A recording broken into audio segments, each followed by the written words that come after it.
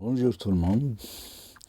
Alors, on s'est arrêté, je me rappelle bien la dernière fois, avec les frappes américaines sur une base militaire en Syrie suite à l'attaque en armes chimiques. Et on a surtout abordé les conséquences de ces frappes pour l'administration Trump au niveau interne. Cette fois-ci, on va voir quelles sont les conséquences de cette nouvelle politique, si politique qu'il y a, au niveau externe.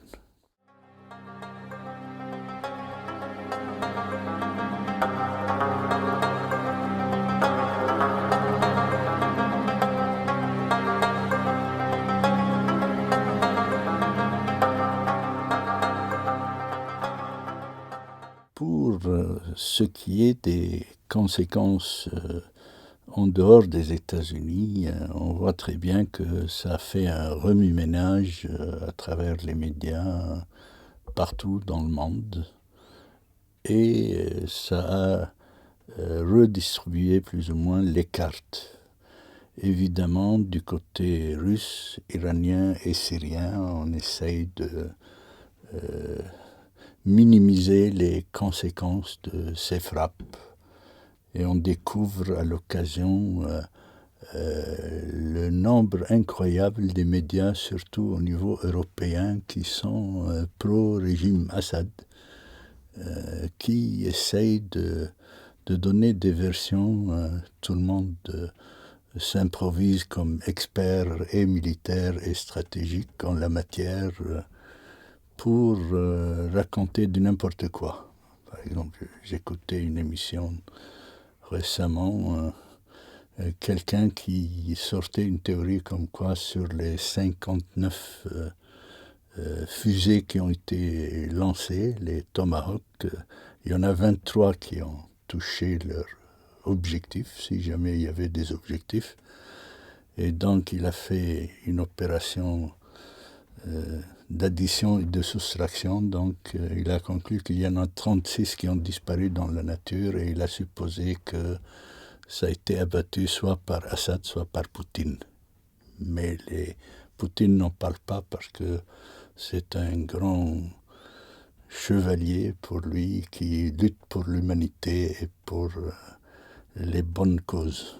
Donc, ça m'a étonné qu'il y a tellement de gens impliqués dans le soutien du régime avec la version d'un régime laïque, gentil, etc., alors qu'on assiste en même temps à toute une propagande actuellement dans les médias européens sur le référendum turc. Je ne sais pas pourquoi on veut à la tête du Turc. Ça rappelle des mauvais souvenirs peut-être de l'Empire ottoman, mais il y a un a priori incroyable qui est ancré dans les médias et sur la Turquie et sur l'Arabie saoudite, et on leur fait porter le chapeau de tout acte qui est barbare, qui n'est pas catholique, quoi, dans les mesures. Bon, ceci dit, la question n'est pas là. C'est la question, on se posait la question dès le début de ces causeries que l'administration Trump essayait de se positionner au niveau interne et au niveau externe. Et cette fois-ci, c'est le niveau externe qui lui a servi de mieux se positionner sur le plan interne par rapport à la position de celui qui l'a précédé, c'est-à-dire Obama. Disons que c'est une politique qui a l'air au départ d'être qui fonctionne par le négatif, c'est-à-dire que Obama n'a pas fait ça, moi je le fais, il n'a pas fait ça, etc. Et est-ce que la question qui se pose, est-ce que faire une politique par le négatif, est-ce que ça mène à une grande stratégie dans la région? C'est la question qui se pose. Et là, on rentre directement dans les conséquences de cette nouvelle politique. D'abord, il est évident que malgré le fait que les frappes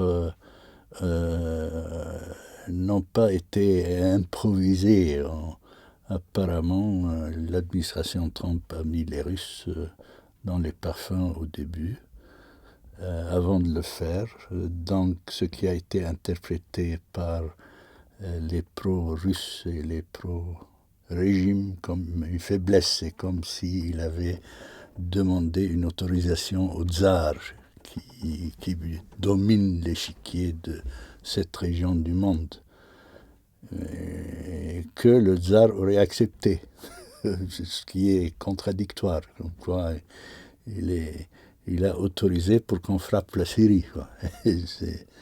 Ça tient pas la route. Bref, donc,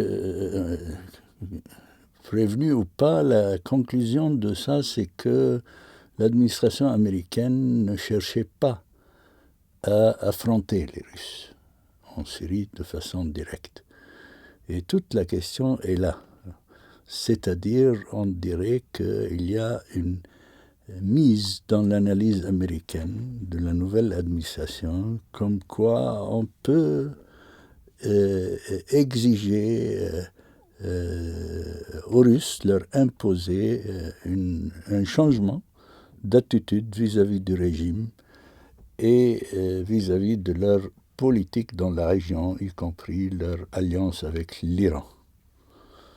C'est ça qui est à discuter. Je ne partage pas ce point de vue, comme quoi en politique, j'ai appris à travers les années que c'est le rapport de force qui détermine, surtout avec un type comme Poutine, qui essaie de se positionner, lui, non pas au niveau du seul dossier de la Syrie. Moi, je dirais qu'il essaye de, au même titre que Trump d'ailleurs, il cherche à redonner sa gloire à l'ancienne Union soviétique, la Russie. Et donc, le minimum qu'il est en train d'imposer, et ça c'était en partie grâce à la politique défaitiste d'Obama, c'est de se positionner comme la veille ou le lendemain de Yalta, c'est-à-dire de se partager l'influence à travers la planète avec le partenaire américain. Et ça suppose un changement de force ou une lecture du rapport de force qui tient compte des faits accomplis qui ont été imposés, que ce soit en Crimée ou en Ukraine ou en Syrie. Et donc, dans ce cas, l'administration Trump, malgré le slogan qui a mobilisé les gens, parce que apparemment chez les Américains, pour une fois, 57% selon les sondages ont approuvé les frappes en Syrie. Ça ne veut pas dire qu'ils sont acquis, ces gens-là, pour toute la politique de Trump. C'est sur ce point précis, parce qu'il s'agit d'un acte ponctuel lié à l'utilisation des armes chimiques. Et que lui, il a son slogan aussi, Trump, Make America Great Again. C'est un petit rappel comme quoi l'Amérique sous Obama est devenue si petite qu'elle n'était plus respectée dans les relations internationales à partir de la Syrie et les autres dossiers qui ont été mal gérés. Donc, ce qui fait que même sur le plan interne, il n'y a pas eu une hausse de popularité dans l'absolu de Trump, mais un appui pour ces frappes-là. Au niveau externe, la situation est différente un peu.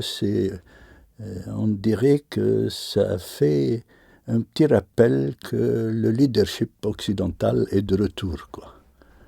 Et on a vu, par exemple, dans la réunion des 7, qu'ils ont répondu à l'appel, tous, comme quoi c'est devenu tout d'un coup...